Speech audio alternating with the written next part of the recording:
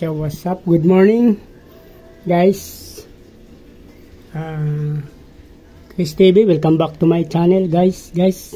Mayroon tayong mga RDSS dito guys. Dito. Tsaka yung dalawa doon. Yan, tsaka yung sa taas. Mga RDSS natin kasi guys nandito sa ating iskinita guys. Yan o.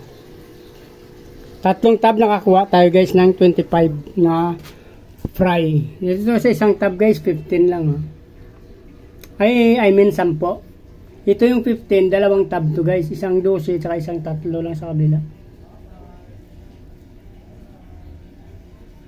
Ay hindi to 12 sa kabila 5, 10, 12 tsaka 3 sa kabila. So 15 pala to guys, tsaka ito yung 15, dalawang tab to guys pinagkuhanan ko.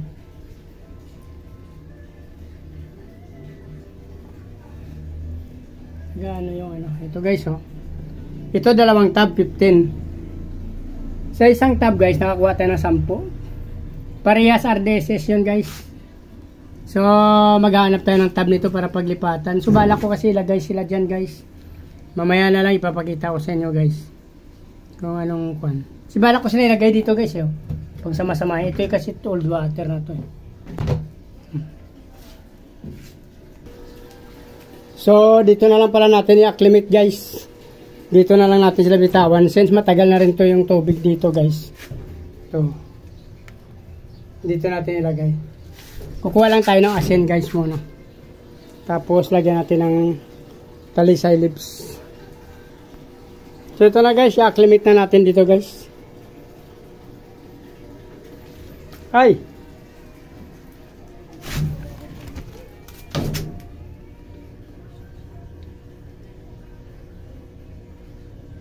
Sampo to guys. To guys pasensya na kayo guys, medyo madilim. Yan kasi yung sistema niya guys. Meron tayong mga tab dito guys Bitawan natin. Naklimit ko na guys, nilagyan ko yan ng yung tubig. Kahit matagal na yung tubig, nilagyan natin ng ng conditioner. Kasi doon sa kabila parang 2 days pa lang yan guys So panigurado para yung isa kasi lagyan din natin mamaya yan. 2 days pa lang kasi yan guys, kaya nilagyan natin ng water conditioner. Yan Ito kahit matagal na, dinagdagan ko kasi galing doon sa kabila guys. Kasi kakaunti lang dito. Nabawasan ko na kasi ito, pinanglagay-lagay ko doon sa aking mga isda sa loob ng bahay. So nabawasan to, nagkunti na lang.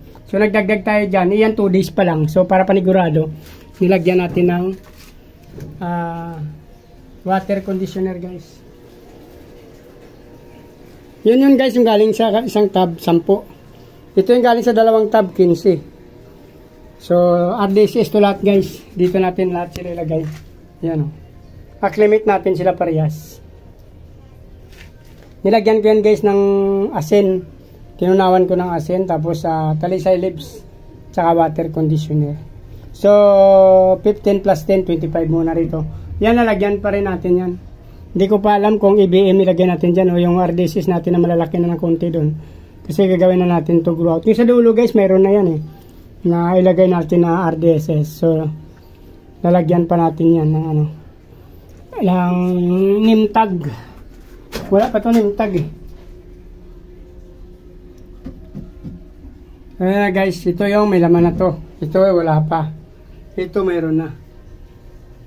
Yan. Guys. Kasi marami na tayong mga breeder ngayon guys. Nagsipag anak-anak na yan guys 10 kasi yan guys, puro breeder sa taas. Mayroon tayo doon yung magnadap niya na nakakulture sa taas. Kaso hindi siya masyado pa lumadami. Since hindi masyado na arawan. Yan yung tatlo. Mayroon pa doon sa loob isa guys. Yung kinakulture ko na magnadap niya. Titingnan natin yung magsasucceed kasi minsan kasi yung style niyan mamamatay yung lalaki, may mabubuhay na panibago. Kaya hindi ako nakaparami to guys.